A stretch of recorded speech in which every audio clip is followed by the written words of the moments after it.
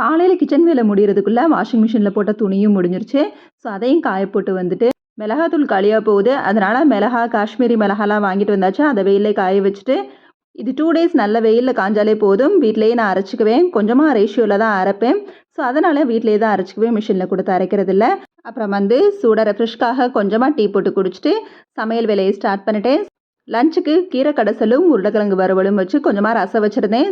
Lunch எல்லாம் முடிச்சுட்டு கிச்சன்லாம் clean பண்ணிவிட்டு குழம்பு மஞ்சள் தூள் சுத்தமாகவே காலி ஆயிடுச்சு. வெயிலில் நல்லா 2 டேஸாக வச்சுருந்தேன். நல்லா காஞ்சிருச்சு. ஸோ அதையும் மிக்ஸி ஜாரில் போட்டு அரைச்சிட்டேன். இதையும் வந்து கொஞ்சமாக ரேஷியோவில் தான் அரைச்சி வச்சுக்குவேன்.